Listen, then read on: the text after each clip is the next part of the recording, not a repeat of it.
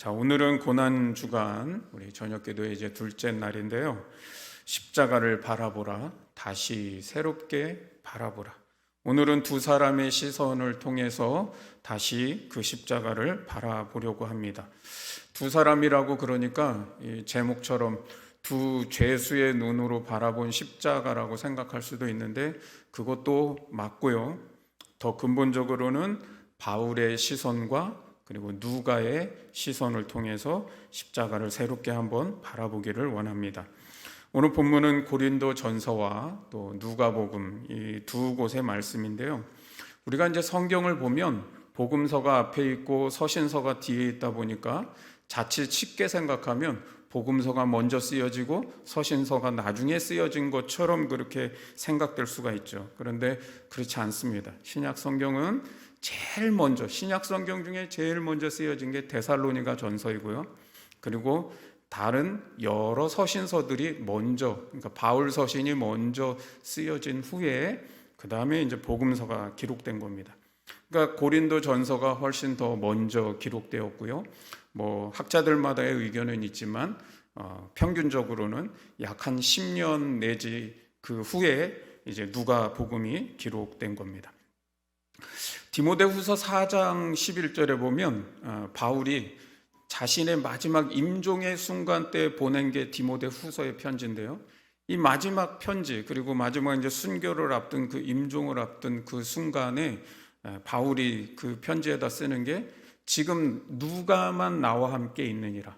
그러니까 바울의 마지막 죽는 그 순간까지 그 옆을 지켰던 사람이 누구냐면 누가 한 사람뿐이 없다는 거예요.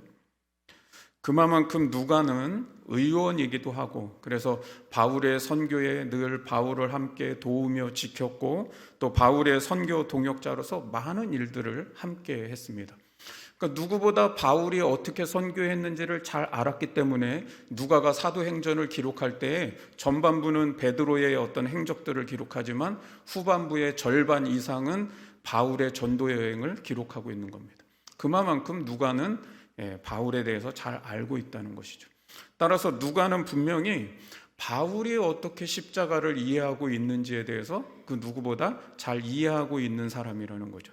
그리고 나서 그가 누가복음을 기록하게 됩니다. 따라서 오늘 바울과 누가가 바라본 이 십자가에 대해서 한번 좀 일맥상통하는 부분을 찾아서 같이 이렇게 연결해서 말씀을 나누고자 합니다. 먼저 바울은 십자가를 어떻게 바라보았는가?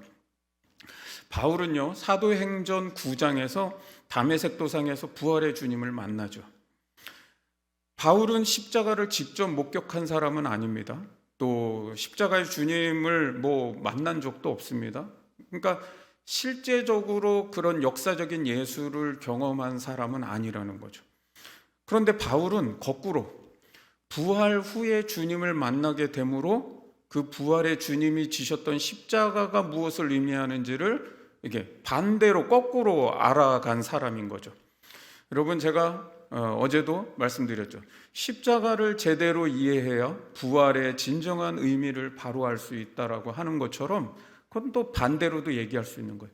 부활의 주님을 진정으로 만나고 알게 되면 그 십자가가 무엇인지를 또 제대로 알 수 있다는 거죠. 바울은 부활의 주님을 만나고 나니까 십자가의 주님이 어떤 분이었는지를 알게 된 사람인 겁니다. 바울은 그 부활의 주님을 만났는데 부활의 주님이 바울에게 이렇게 말씀해요. 나는 내가 박해하는 예수다. 예수님이 자신에게 박해를 받은 예수로 이렇게 나타났다는 것이죠.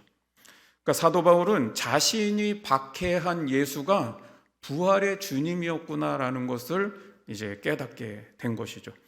바울은 그것을 통해서 십자가에 달려 돌아가신 그 주님이 부활의 주님이구나라고 하는 것을 확신할 수 있게 되는 겁니다. 바울은 이 경험을 통해서 자신의 모든 삶이 완전히 뒤집어지고 바뀝니다. 그 이전에 알았던 모든 삶의 가치관과 세계관이 완전히 뒤바뀌어 버립니다. 그는 율법을 통해서 구원을 얻는다고 생각했던 사람입니다. 그는 당대 최고의 랍비인 가말리엘 문화생에서 최고의 엘리트였습니다. 빌립보서 3장에 의하면 그런데 그가 이렇게 자기를 소개합니다. 나는 육체를 신뢰할 만한 것이 굉장히 많은 사람이라는 거예요.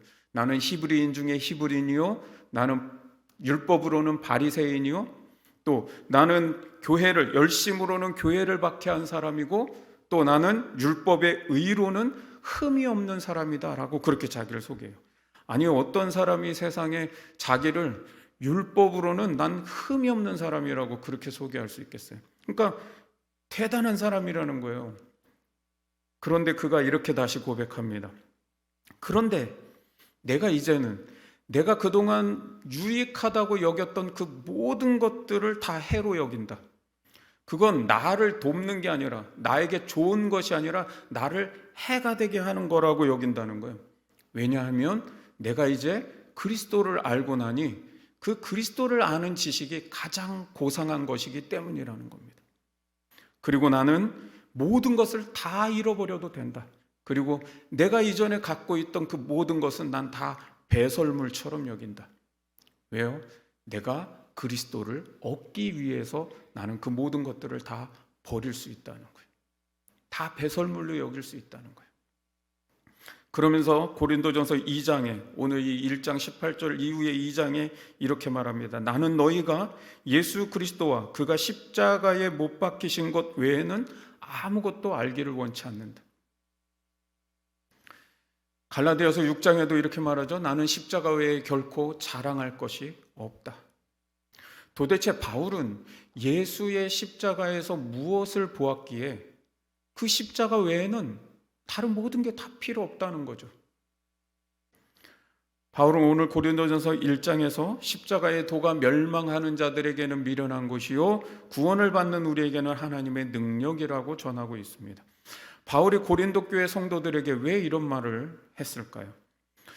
전에도 제가 한번 이런 말씀을 좀 드렸는데 1세기 이 초대교회의 배경을 좀 보면 요즘은 우리가 어디를 가든지 십자가를 쉽게 다 대할 수 있습니다. 우리 교회도 십자가가 달려 있고요. 뭐 교회 건물마다 십자가 없는 교회는 없을 거예요. 다 달려 있습니다. 우리 여성분들의 목걸이에도 십자가가 달려 있고 어떤 분들은 차에도 십자가가 달려 있고 십자가의 형상을 찾기는 굉장히 쉽다는 거예요. 요즘 세상 뭐 십자가가 널려 있죠.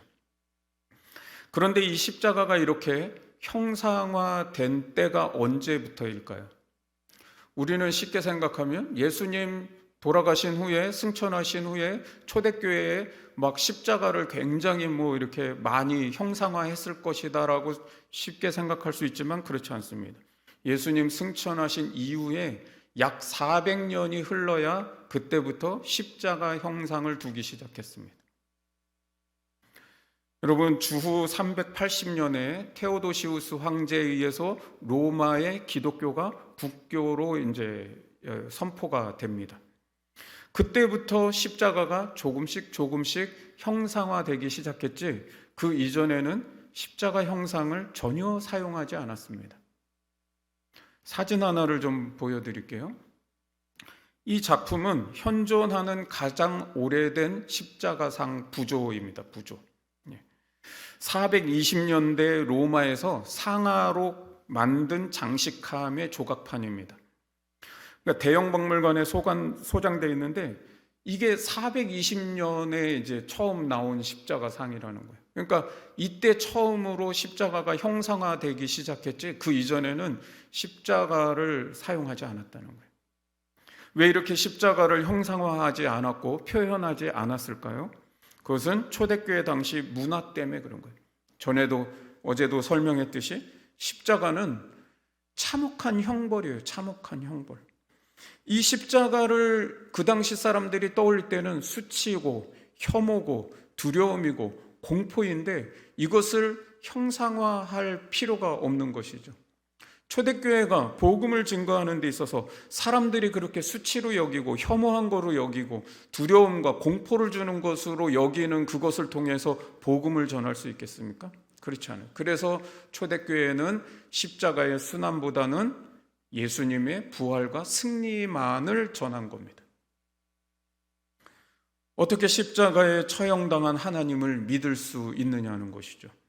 이런 시대적인 상황 속에서 지금 바울이 십자가의 도를 전하고 있는 겁니다. 고린도전서 1장 18절에 십자가의 도가 멸망하는 자에게는 미련한 것이요 구원을 받은 우리에게는 하나님의 능력이라. 전혀 지금 십자가를 형상화하지 않는, 그 십자가를 굉장히 수치로 여기고 혐오한 것으로 여기는 그 시대의 사람들에게 십자가의 도가 하나님의 능력이라고 전하고 있다는 거예요. 말이 안 되는 거죠. 그 당시 고린도 사회가 어떤 사회냐면 상업도시입니다. 무역도시입니다. 돈이 많은 부유한 도시입니다. 모든 것들이 풍요한 도시입니다. 예술이 발달하고 철학이 발달하고 스포츠가 발달한 도시인 거죠. 그런데 그런 도시가 뭐 어느 시대든 어느 도시이든 사람이 사는 곳은 다 마찬가지겠지만, 여러분, 완전히 정의로운 도시가 어디 있겠어요? 완전히 공정한 사회가 어디 있겠습니까? 그러니까 이 고린도, 그 당시에 고린도 사회도 경쟁 사회이고, 불공정하고, 힘 있는 자가 더 많은 것들을 얻을 수 있고, 힘 없는 자들은 아무리 자기가 노력하고 일해도 그보다 더 못한 대가를 받으며 살아가는 불공평한 세상이라는 거죠. 사람은 인간으로서 존중받는 시대가 아니었습니다. 그냥 이윤을 창출할 수 있는, 그리고 사람이 노예가 되어서 재산으로 여겨질 수 있는 그런 시대라는 것이죠. 지식은 진리를 추구하고 자기를 반성하며 타자를 이해하고 그리고 선악을 분별하는 데 사용되는 것이 아니라 그 지식을 통해서 성공을 얻고 더 많은 이득과 부를 얻는 데에 수단으로 여겨질 뿐이라는 거죠. 지금 그런 시대를 살고 있는 그런 도시에서 바울은 뭐라고 전하고 있냐면 십자가가 하나님의 능력이라는 겁니다. 그러니 바울이 그렇게 얘기할 때 그 고린도 도시에 살고 있는 사람들은 어떻게 생각하겠어요? 십자가가 무슨 능력이야. 십자가는 미련하고 멍청하고 바보 같은 거지.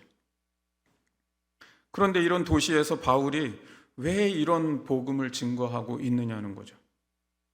바울은 고린도 성도들에게 또 그 고린도 도시의 사람들에게 전하는 겁니다. 지금 당신들이 이 고린도 도시에 살면서 여러분이 추구하는 삶은 무엇입니까? 여러분이 추구하는 그 삶에 과연 구원이 있습니까? 여러분이 추구하고 있는 그 삶이 과연 이 세상을 구원할 수 있는 것들입니까? 라고 질문하고 있는 것이죠. 여러분, 돈으로 세상을 구원할 수 있다면 세상에 이렇게 돈이 많이 있는데 왜 세상을 구원하지 못할까요? 권력과 정치가 이 세상을 구원할 수 있다면 이 세상에 힘을 가진 사람이 있고 정치하는 사람들이 그렇게 많은데 왜 이 세상을 구원하지 못할까요? 바울은 그런 고린도 도시의 사람들에게도 도전하지만 오늘날 우리에게도 바울은 도전하는 거예요. 지금 우리가 추구하며 살아가는 삶을 통해 그것이 나와 이 세상을 구원할 수 있는 것이냐고 묻는 것이죠. 여러분, 우리 그토록 내가 바라고 있는 그 소망하는 것들, 내가 추구하는 삶이 과연 나와 세상을 구원할 수 있는 능력이 되고 있습니까? 여러분, 성공이 구원할 수 있는 능력입니까? 돈이 구원할 수 있는 능력입니까? 명예가 구원할 수 있는 능력입니까? 십자가의 도를 모르는 사람은 십자가가 미련하다, 바보 같다, 멍청하다, 그건 힘없는 사람들이나 그렇게 하는 거다라고 말하겠지만, 그 십자가의 도를 아는 사람은 십자가야말로 나와 세상을 구원할 수 있는 하나님의 능력이 된다고 바울은 말씀하고 있는 거예요. 그래서 나는 그 십자가 외에는 너희가 아무것도 알지 않기를 원한다는 거죠. 돈이 많으면 이 세상의 가난의 문제가 해결이 될까요? 여러분, 이 세상에는 돈이 굉장히 많답니다. 그 돈을 사실은 다 공평하게 분배하면 모든 사람이 다 풍요롭게 살 수 있을 만큼 이 세상엔 돈이 많답니다. 그런데 어느 한 사람에게 편중되고 어느 사람들에게는 없는 것이 문제인 거죠. 빈익빈 부익부가 되니까 문제인 거죠. 여러분, 식량이 풍부하면 이 세상의 기아의 문제를 다 해결할 수 있습니까? 이것도 마찬가지입니다. 이 세상에는요, 식량이 넉넉하답니다. 공평하게만 다 나누면 넉넉하게 먹고 살 수 있는데 그게 어느 한쪽에 편중되니까 굶어 죽는 사람이 있고 먹는 것을 버리면서 음식 쓰레기라고 말을 하는 우리나라도 있는 거죠. 저는 그 얘기가 너무 충격받았어요. 북한에서 넘어온 탈북자분이 음식 쓰레기라는 말을 이해를 못 하더라고요. 음식이 어떻게 쓰레기가 될 수 있냐 그러더라고요.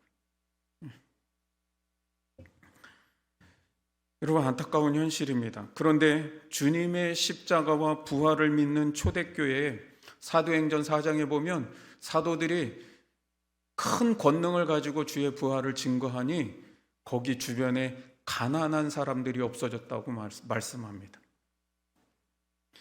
여러분, 자기의 생명을 다른 사람을 위해서, 다른 사람의 구원을 위해서 내어주는 그 십자가의 은혜를 체험하고 그 주님의 길을 따라가는 그리스도의 삶과 문화를 가진 사람들의 삶 속에는 돈이 많지 않아도, 식량이 많지 않아도 거기에는 생명이 있고 부족함이 없더라는 것이죠. 바울은 그걸 경험한 거예요. 바울은 부활의 주님을 만나고 십자가의 도를 깨달은 후에 십자가는 세상 사람들이 말하는 것처럼 미련한 것이 아니구나, 이것이야말로 나와 세상을 구원할 수 있는 하나님의 능력이구나 라고 하는 걸 아는 겁니다.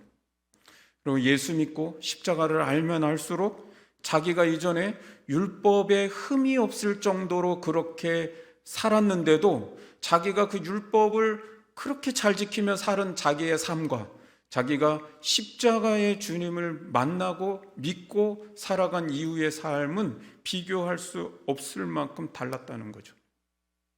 그래서 그는 이전에 율법이 흠이 없이 살던 그 삶을 배설물처럼 여긴다는 거예요.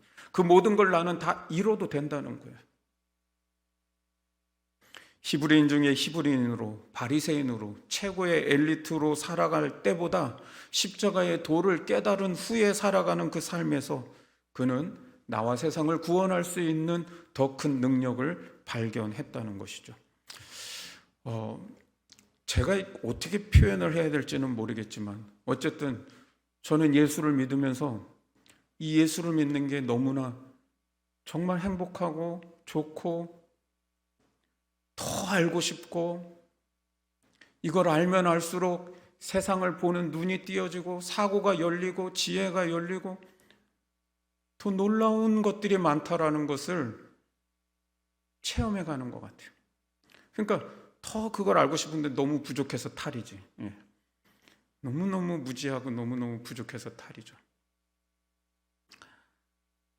그러니까 저는 우리 아이들에게도 좀 그런, 정말 하나님을 제대로 알고 정말 주님을 만나고 정말 말씀 속에서 진리를 깨닫고 정말 십자가를 알면 그 머리가 깨어요. 사고가 열려요. 세상을 보는 눈이 넓어져요. 똑같은 학교에서 배우는 지식을 가지고도 그 지식이요, 더 훨씬 풍부하게 해석될 수 있다는 거죠. 하나를 가르치면 하나만 보는 애들도 있지만요, 하나를 가르쳤는데 그 하나의 지식에서 막 10가지, 100가지를 막 가지를 치는 아이들도 있잖아요. 근데 그게 하나님을 알 때 그 속에 그 지혜, 그 하나님의 지혜가 그렇게 사람을 만드는 것 같더라고요. 제가 이렇게 예수 믿으면서도 정말 신앙이 깊은 선배님들, 정말 그 말씀 속에 깊이 있는 깨달음을 이렇게 갖고 있는 그런 선배님들을 딱 보면 삶이 분명히 달라요. 정말 다르더라고요. 생각하는 것도 다르고요, 그분이 살아가는 그 삶이 정말 너무너무 아름답고 고귀해요. 그러니까 막 저도 그러고 싶은 거죠. 야, 정말 저 삶이구나. 여러분, 오늘날 많은 신자들이 십자가를 상투적으로 이해하고 바라봅니다. 그냥 십자가가 그렇지, 나를 대신해서 죽은 죽음이지, 그래서 그 십자가 믿고 주님 믿으면 구원받지, 너무 상투적으로 이해하는 거예요. 그 이상으로 나아가질 못해요. 그러니 그 십자가는 지금 내가 살아가는 이 삶의 현장에는 구원도 아니고 능력으로도 경험되지 않는 거죠. 말은 그렇게 하는데 진짜 십자가가 능력인가? 라고 할 때 어떤 확신이 확 오는 게 아니라는 거죠. 그래서 실제 삶에서는 돈이 있어야 그래도 살지, 집이 있어야 구원이지, 힘이 있어야지 라고 하는 것이 여전히 우리 마음 한켠에 그게 맴도는 것이죠.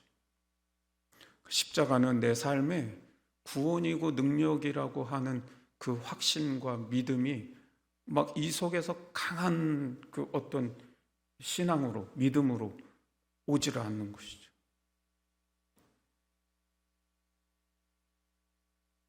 십자가를 다시 새롭게 바라보아야 합니다.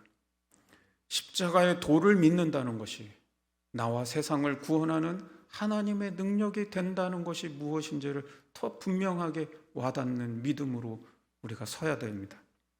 그러면 이제 앵글을 옮겨서 누가의 시선으로 십자가를 바라봅니다. 누가는 이 두 죄수의 눈으로 십자가를 바라보고 있습니다. 예수의 좌편과 우편에 행악자가 달렸다고 하는데 성경에서 번역한 이 행악자라고 하는 것은 사실상 행악자 또는 강도 이런 표현보다는 죄수라고 하는 표현이 맞을 것 같습니다. 왜냐하면 이 사람들은 대체적으로 학자들에 의하면 유대 독립을 위한 반란을 일으킨 죄수들이라고 봐야 되는 것이죠. 유대 독립을 바라는 사람들에게는 이 죄수들은 어떤 사람들이에요? 독립투사와 같은 사람들인데 로마에 의해서 죽음을 당하고 있는 것이죠. 그러니까 어떻게 보면 억울한 죽음인 거예요. 그래서 예수와 바라바를 놓고 누구를 놓아주랴 할 때 왜 사람들이 바라바를 놓아달라고 했을까요? 그 바라바가 성경에 번역된 대로 강도, 행악자, 살인범, 물론 어떻게 보면 살인을 했는지는 모르겠지만 그런 어떤 독립운동을 하다 보면 그럴 수 있을지는 모르겠지만 유대 독립을 위해 싸운 내란 성동죄로 잡혀있는 사람이기 때문에 그 유대인 백성들이 보기에는 예수보다는 이 사람을 놓아주는 게 자신들의 독립에 훨씬 더 이득이 되겠다고 생각하는 것이죠. 그런데 그 중에 한 죄수가 예수를 비방하며 말합니다. 당신이 메시아요?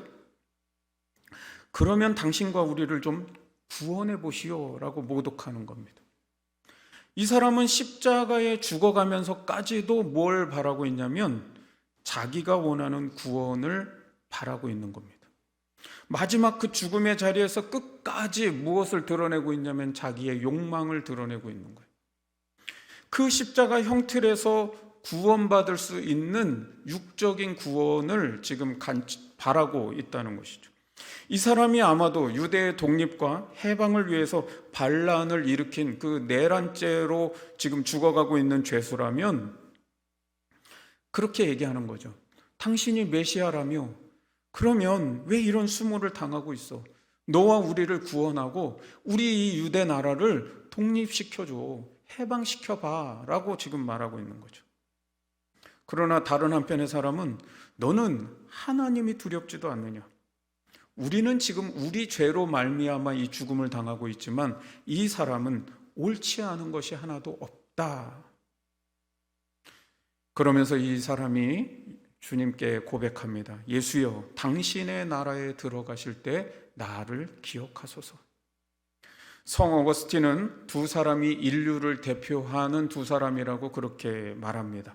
세상에는 두 종류의 사람들이 존재하는데 한 사람은 멸망을 선택하는 사람이고 한 사람은 구원을 선택하는 사람들이라는 거예요.